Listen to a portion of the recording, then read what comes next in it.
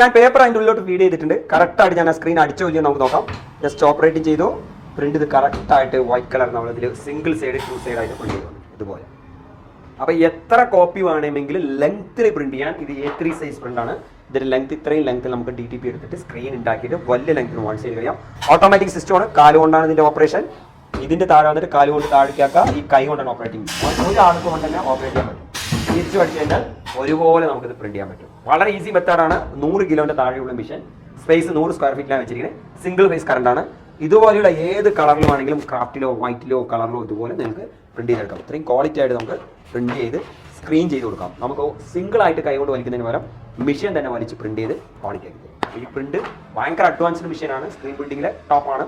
High ക്വാളിറ്റിയാണ്. പ്രിന്റിൽ ഒരു കാരണവശാലും ഉണങ്ങുക ഡ്രൈ ആവുകയോ പതിയാതിരിക്കുകയോ ചെയ്യില്ല. അതിന്റെ സ്മൂത്ത്നെസ് എല്ലാം കറക്റ്റ് കൊടുത്തതിന് ശേഷം ഇങ്ക് നന്നായിട്ട് ലോഡ് ചെയ്തതിനു ശേഷം പ്രിന്റിംഗ് സ്റ്റാർട്ട് ചെയ്യാം. ഒരാൾക്ക് തന്നെ ഇത് ഓപ്പറേറ്റ് ചെയ്യാൻ പറ്റും.